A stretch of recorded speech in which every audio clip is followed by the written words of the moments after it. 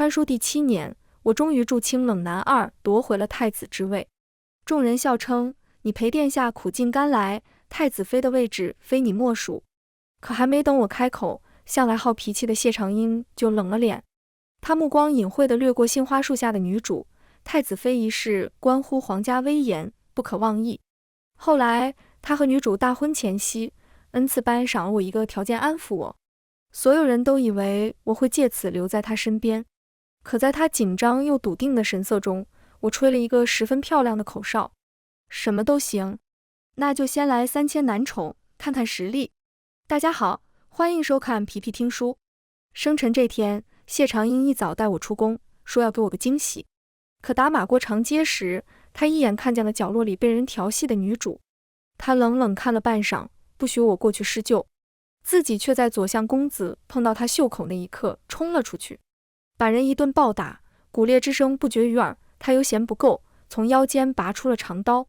我冲过去拦在他们中间，劝他冷静，哪怕他贵为太子，也不能当街杀人。可他红了眼，让开，不然我连你一块杀。我以为我们多年情谊，他不会对我下手，可他毫不犹豫，一刀刺穿了我的左肩胛，鲜血淋漓。在他要来第二刀时，他身后的沈玉清微微红着眼，抓住了他的衣袖。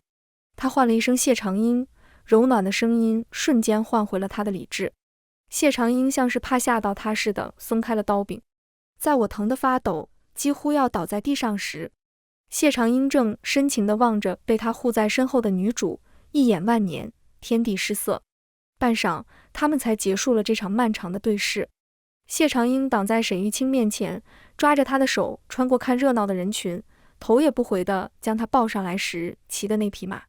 他高高坐在马上，冷冷地瞥了我一眼，命令道：阿行，将左相公子送回去，顺便带我向左相赔罪。我疼得有点喘不上气，闻言又晃了晃。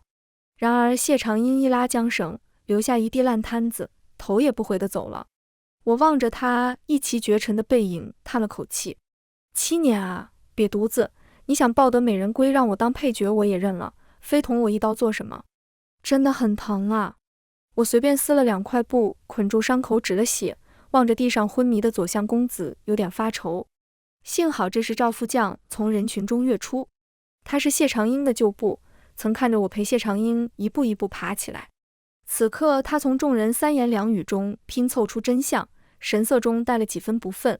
殿下这下手也太狠了，为了一个不知来头的女人，竟然这么对你。剩下的事我来处理，你流了这么多血，快回去找大夫吧。我想起他那个命令的语气，叹了声，摇摇头，难得严肃。赵安，他是君，我是臣，君有吩咐，臣岂敢不从。我跟着赵副将一起把左相公子送回了相府。被谢长英打伤的是左相最宠爱的嫡幼子，平时算是京中一霸，仗着左相的宠爱无法无天。如今左相看向我和赵副将的眼神仿佛带了刀子。三皇子不过刚当上太子，形势便如此乖张。我好好的儿子被他打成这个样子，此事我定会告到陛下面前，求陛下为我而做主。左相在朝中经营多年，党羽众多，我不敢得罪，只能陪着笑脸小心又小心的回话。相爷恕罪，太子虽然有错，但令公子当街调戏良家女，太子不过是在阻止他犯错，下手重了点而已。左相冷哼一声，不肯放我走。等我几经周旋从相府出来的时候，肩膀上的血迹都干透了，粘在身上，每走一下都带着剧烈的痛意。我顶着冷风往回走，又路过那条长街时，茶楼先生正在讲谢长英和沈玉清的爱情故事。良缘速递，佳偶天成，世间姻缘自有定数，就说这太史千金沈小姐为了心上人九死一生，风雪送金。路过的我没忍住吃了一声，还风雪送金？谢长英落难的时候，他跑得比谁都快，就连退回来的定情信物都只敢让人送到皇子府后门。那年冬天特别冷，我找到谢长英的时候，他饿得就差和狗抢饭了。最穷的时候，我们连2文买个烧饼的钱都没有，只能瑟瑟发抖地挤在一个小小的破庙里。那时我才刚穿越，想起穿越前看的那些狗血小说，有点好奇地问谢长英，会不会以后他掉一滴泪你就原谅他了？谢长英双拳紧握，眼眸红得几欲滴血。我谢长英此生最恨背信之人，别说他掉一滴泪，就是他跪在我面前，我都不会原谅。我半信半疑地点了头。可现在当男主死去，沈玉清失去靠山，他毫不犹豫地挺身而出。我才明白，他不会因为一滴泪原谅沈玉清，因为他根本就不会让沈玉清落泪。就英雄难过美人关呗。我眼前一阵发黑，但强撑着没晕。谢长英的命令完成，按规矩我得回去跟他述职，不然要扣俸禄的。人可以死，但俸禄不能少一分。回到太子府的时候，谢长英正在描一幅字，他唇角微勾，心情似乎极好。瞧见我，他仍是那副冷清的样子。事情办好了。我在他面前原原本本地将事情叙述一遍，末了又加了一句：左相家那位公子的腿断了，太医说可能会落下残疾，左相怕是要与殿下不死不休。他挑了挑眉，却没再提左相，而是目光扫过了我肩膀上的伤，似有触动。阿行，当时情况特殊，我并非有意。并非有意。我垂头瞥了眼已经痛到麻木的伤口，这还不算有意，那得把我杀了才算是真有意呗。我打了个哈哈，殿下不必解释。他顿了下，看向我的目光带了几分审视，你是在怨我吗？我没忍住抬起头看了他一眼。此刻暮色西沉，他眼下的朱砂痣在夕阳下又深了几分，显得容色更加冷情。不知怎地，我突然想起那年被大雪困在山里，他红着眼拽着我的衣袖。阿行，我求求你不要死，等我们出去，你想要什么我就给你什么。谢长英这脸色变得可真快啊！我在心里叹了一声，退了一步，谨慎作答，臣不敢。室内一片沉寂，他又拿起了笔。我站着眼前冒起了星星，忍不住打断他：殿下还有事吗？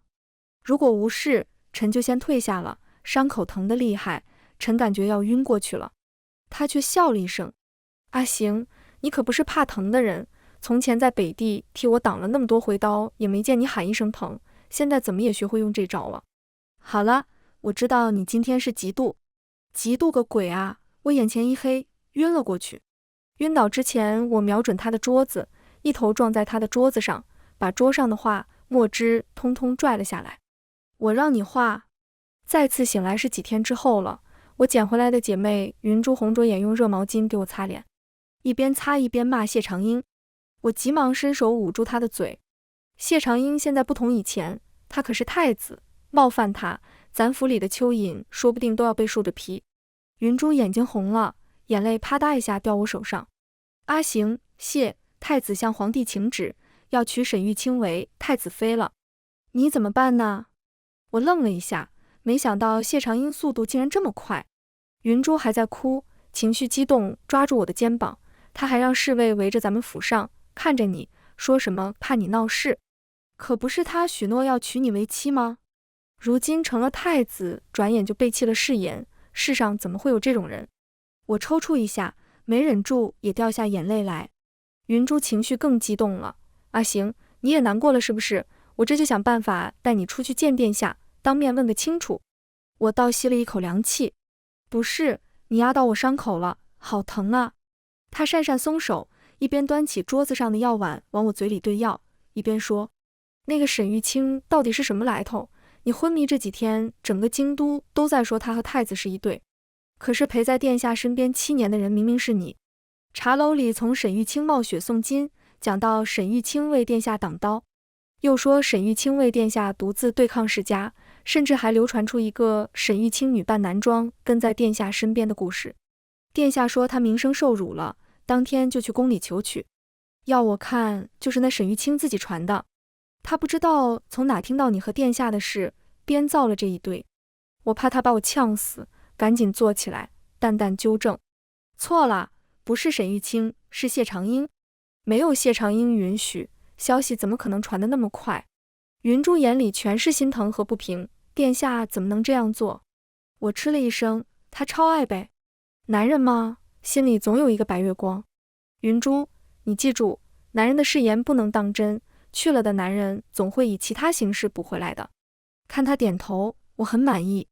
告诉外面的人，我醒了，想见谢长英。云珠眼睛亮了，我这就去。阿行，你一定要把殿下夺回来。过了好几天，谢长英才召见我。我走到大殿前，一路上所有人看我的眼神都写满了同情。赵副将看着我欲言又止，云行，我肯定站在你这边，可是圣旨已下，无从更改。我拍了拍他的肩膀，放心，我心里有数。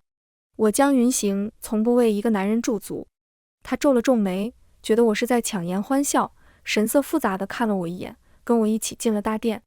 殿内，谢长英正伏案写着什么，周围还站着几个跟我们一起从北地进京的同僚。看见我，他们纷纷叹气，惋惜，摇头。我恭恭敬敬地行了礼。太子殿下。谢长英像没听见似的，依旧低头，直到我头晕眼花，险些维持不住行礼的姿势，他才冷声开口：江云行，你本事倒是很大啊，这几天已经有无数人到姑面前为你叫屈了。他们说你曾经为姑做过许多，今日姑把你召过来，便与你一愿。太子妃之位姑已经许给青青了，其他的只要姑能做到，都答应你。一时间，大殿里所有人的目光都看向我。没想到破天的富贵就这么来了，我激动的腿都在发抖，清了清嗓子，真的什么都行吗？他似乎早知道我会这样问，唇边扬起讥笑，声音里带着几分施舍。自然，侧妃之位也可以。我点了点头，麻溜下跪。既然如此，那殿下便赐臣3000男宠吧。随着我话音落下，殿内陷入了死一般的寂静中。几位同僚都不可置信地抠了抠耳朵。谢长英也愣住了，他端坐高台，本来十分笃定的神色僵住了，望向我的眼神带着几分不确定。你刚才说什么？姑没听清。行吧，我刚刚声音可能是有点小了。我按捺住内心的激动，加大音量，用了自己平生最大的音量喊出声：殿下，男宠来3000。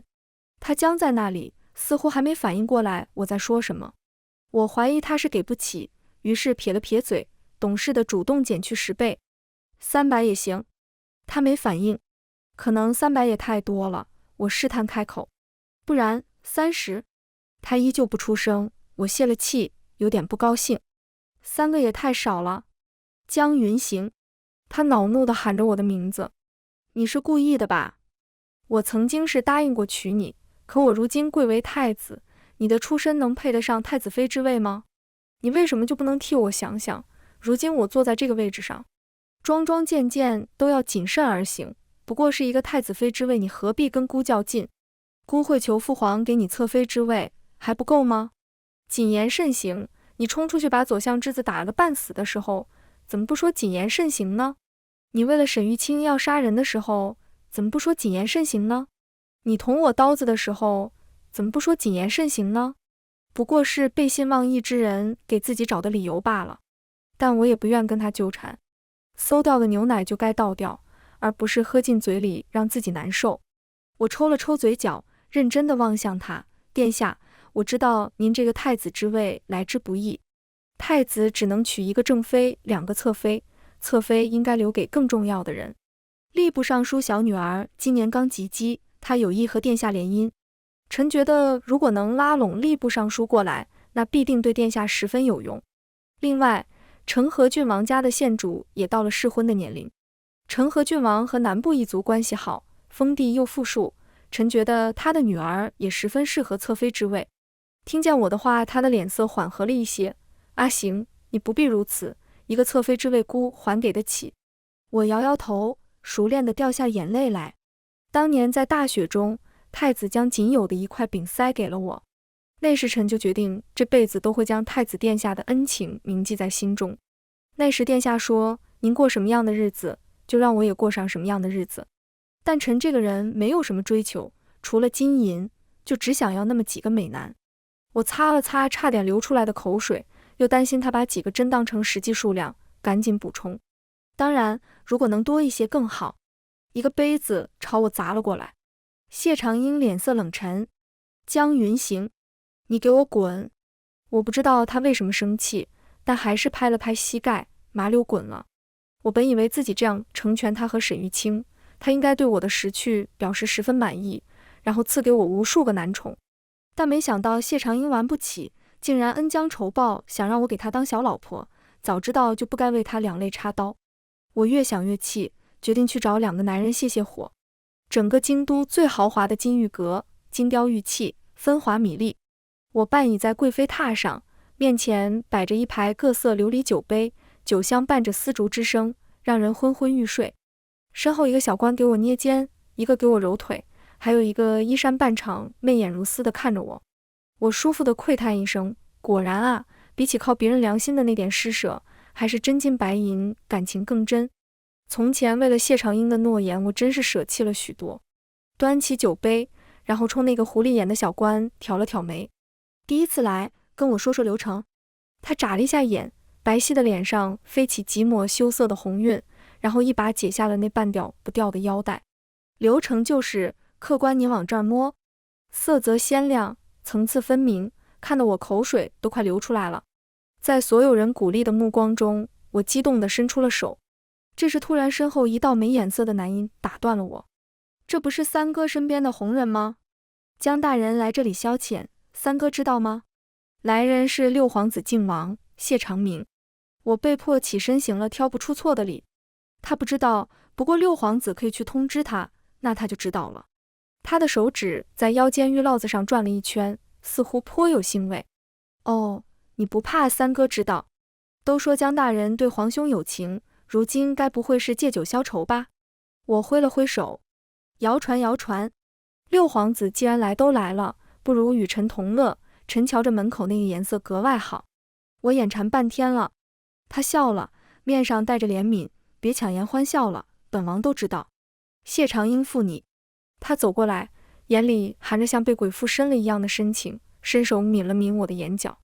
江云行，从我第一眼见你就觉得你很特别，本王愿意许你王妃之位，他谢长英给不起的，我都能给。谢长英不懂得珍惜，本王。我脚趾扣地，还是没忍住咳了2声打断他的话。王爷啊，你会在同一个地方吃2次亏吗？反正我不会。他抿了抿唇，本王跟谢长英不一样，你可以尝试着爱我。那就更不行了。王爷不知道，我对太子殿下大概是难得的思乡之情，我在我的家乡听说他很惨，于是起了些同情心，如今也为自己乱发好心遭了报应，别的坑我就更不会跳了。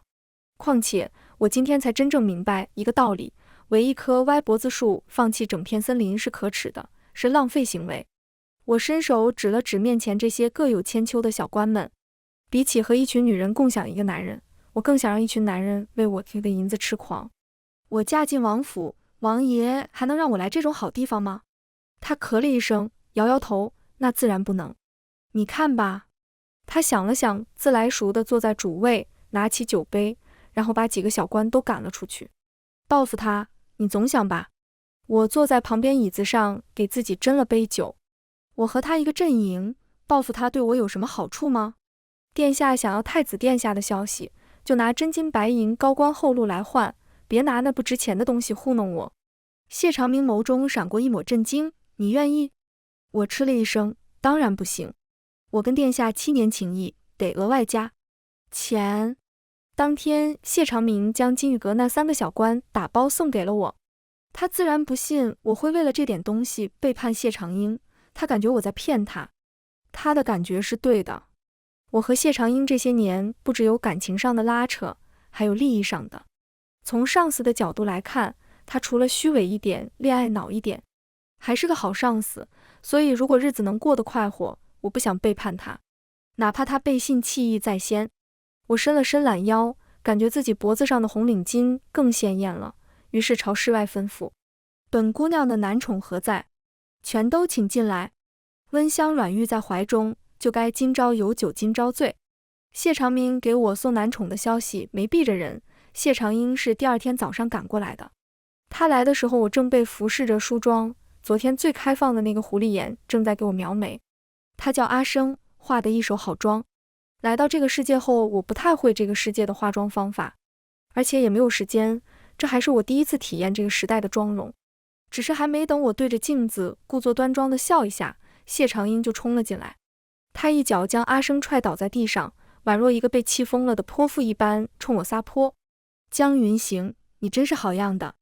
你找他们来气我，是半点脸面也不要了吗？我挡在阿生面前，有些惊慌。殿下，您怎么能这样说臣呢？臣什么时候要过脸面呢？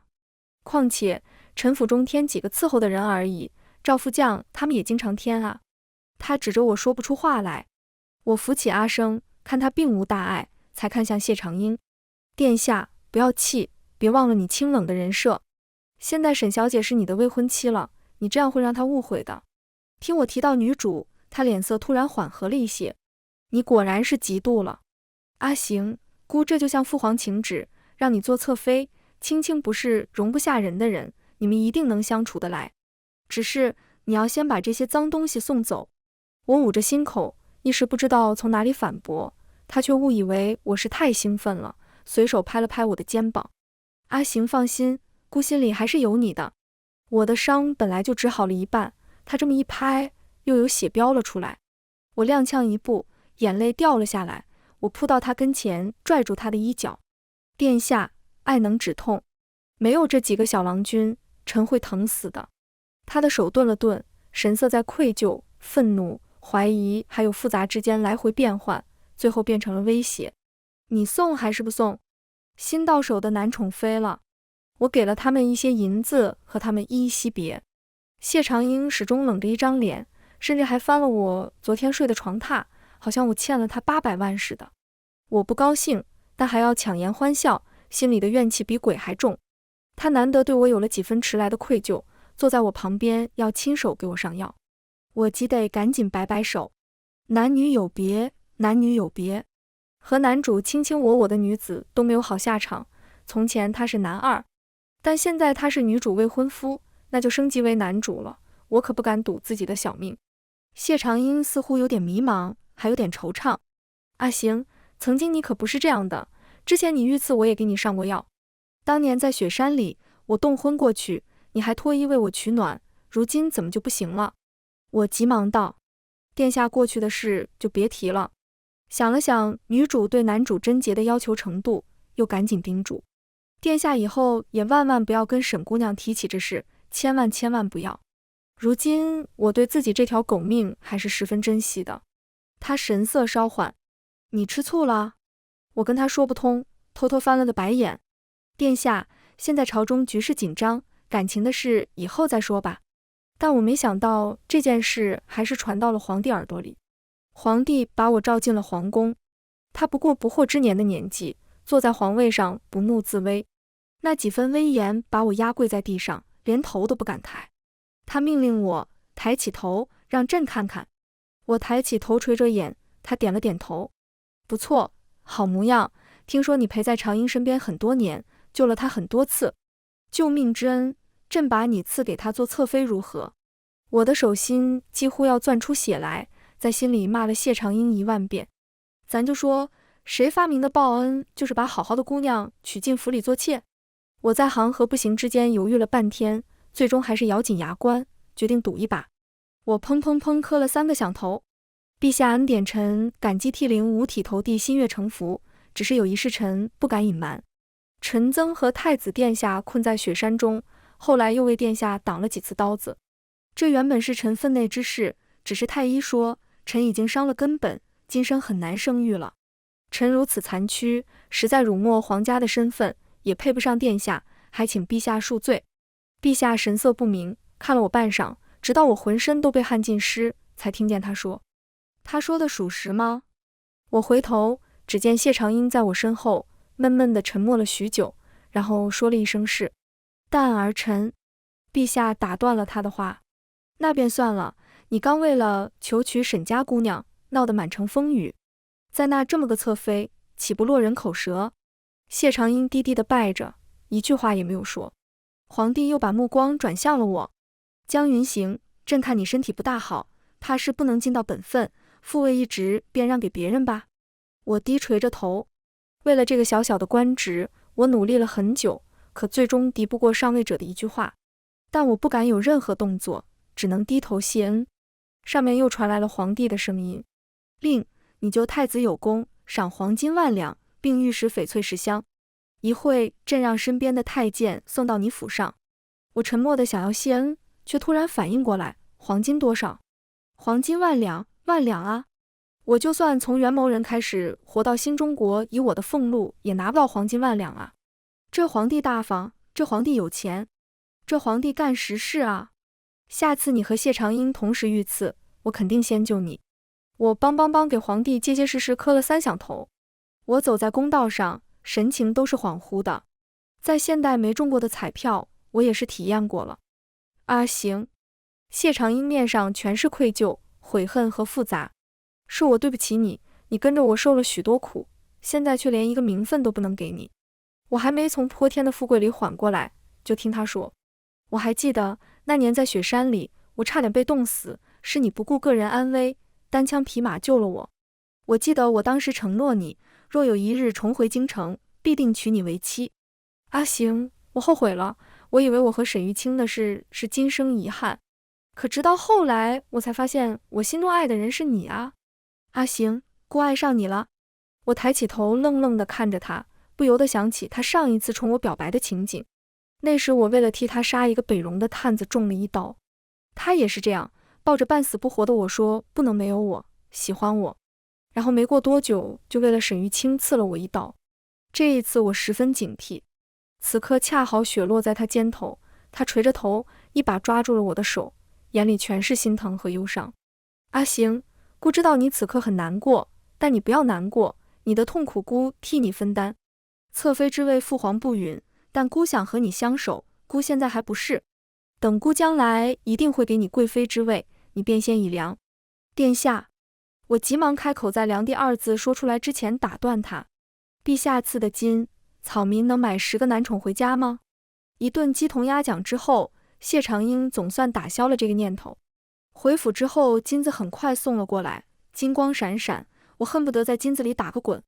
云珠也没见过这么多金子，了解前因后果后有些好奇。姐姐，殿下都说爱你了，你为什么不答应啊？我2只手都是黄金，伸不出一只手来捶他的脑袋，恨铁不成钢地说，他一句爱，我就要给他做妾，还是名分更低的妾，还要带上皇上刚赐的黄金万两，你说的是啥？一个男人而已，1万两黄金够我买很多根了。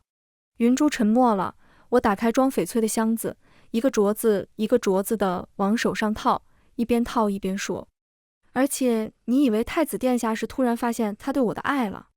是他突然反应过来，我是他流放后跟在他身边时间最长的人，他很多人脉都经过我的手，他做过的事我全都知道，这样的人不放在身边你放心。一个侧妃而已，你觉得陛下为什么要把我叫进宫？天界父子呀，他怕太子权势过剩，想要从我下手，给人留下一个太子刻薄寡恩的印象，他好拉拢太子手下的一些人。这些金子其实是对我识时务的奖励，也是皇帝拉拢其他谢长英手下大臣的诱饵。听见我的话，云珠思考了一会儿，突然看向我肩膀上的伤。那太子殿下会放手吗？姐姐知道那么多有关殿下的事，殿下该不会真的想杀？我看着满地黄金，舒服地呼出一口气，听见云珠的话又顿住了。谢长英今日那番话好似有夺位之意，这几天的经历让我知道，他上位之后我必定过不上好日子。思考片刻，我说，你去给6皇子的人递个消息吧。这本故事的结局是男主殉国，和女主生生错过。男主是2年前死的，我们现在已经在剧情以外了。我仔细理了理小说里面的情节，男主是镇国大将军，他死了之后有2块兵符没找到，一块应该在沈玉清手里，另一块，我仔细思索，想起了一个叫吕江的小兵。书中曾提到他远远看见男主倒下的身影，他很可能是看到了另外一块兵符。我知道谢长英现在也在找这块兵符，于是转头把这个消息告诉了6皇子，连同他可能篡位的计划一起。驱狼斗虎，谢长明一边寻找吕江的下落，一边观察谢长英的动态，随时准备出来救驾。谢长英现在不怎么看得上谢长明，但还是差人观察他的动向。最终他们一同来到了吕江所在的吕县。谢长明的人费尽心思从吕江那里得知了兵符的大概位置，谢长英的人尾随而去。他们双方在一处草屋交锋，谢长英赢了，他拿着装着兵符的匣子，手都在抖。兵符在手，再加上沈玉清手里那块，这几个兄弟再也没有能与他抗衡的了，他可以随时造反。但就在这时，皇帝出现了，后面还跟着我。谢长英看见我和皇帝一起出现之后，愣住了。他抱着盒子，一时之间不知道该怎么办，看向我的目光带着迷茫、质问和被背叛的痛心。我冲他微微一笑，转身跪在皇帝面前：“陛下，草民刚刚发现了一个奇怪的东西，想要献给陛下。”我在众人迷茫又震惊的表情中掏出了他们在找的那块兵符。我告诉谢长明的消息确实是真的，但是在我传消息给他的时候，早就派人偷偷跟在谢长明的人身后，并顺手告诉了皇帝。趁着他们两方争斗，我用一个空匣子换走了那块兵符。谢长英脸色大变，一打开匣子，果然是空的。皇帝从我手里接过兵符，龙颜大悦。那天皇帝让身边的大太监过来给我送黄金的时候，我就留了个心眼。谢长英也好，谢长明也好，谁的权势也不如陛下。皇帝40的年纪尚在壮年，身体倍棒，如果不出意外，这个皇位他还能做20多年，所以他不希望任何人威胁到他的皇位。谢长英和谢长明斗才是他希望看到的，所以我干脆遂了他的意。他果然很高兴。你想要什么？我像在神像前祈愿一样虔诚地跪下。信女啊，不，草民这辈子胸无大志，只想吃吃喝喝。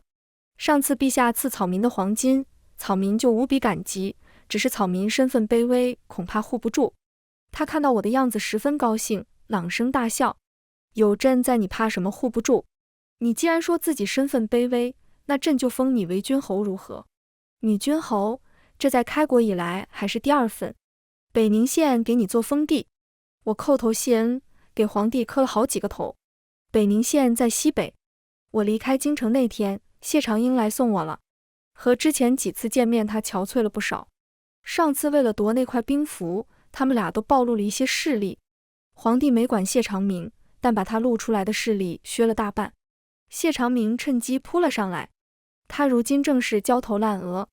阿行，他神色冷清，大袖在风中翻飞，眉眼间除了疲惫还有心痛。父皇给了你什么，让你背叛我？他给的我都能给你。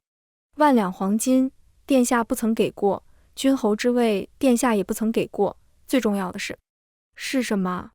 昨日陛下召我进宫，还赐了我10个男宠，就为了这个。我认真点头，就为了这个。谢长英低着头，阿行，你爱过我吗？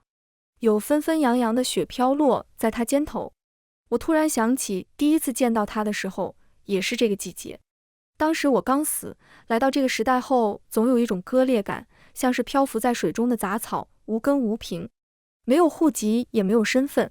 就在那时，谢长英的名字出现在我耳边。那个我曾经看过的小说里的清冷男二，女主的白月光，犹如一朵昙花，带着女主的愧疚早早死去。他也是我的意难平。于是我见到了这个曾经我隔着次元的男人，我们一起并肩，他也护过我。我这个人对待喜欢的东西向来赤诚，所以后来才会为他挡刀。怎么会没爱过呢？只是馊掉的饭强咽下去，伤的只会是自己。我敢爱，也敢抽身。我跨上骏马，说了一句不相关的话：殿下，其实那天你为了沈姑娘捅我一刀的时候，我当时疼的一下就要晕过去了。你知道我为什么没有晕吗？因为你眼里没我，只会让我倒在地上。我可能被某个好心人扶起来，也可能被某个看热闹的人踩一脚，所有一切全凭运气和别人善心。我不愿意把命交在别人手里。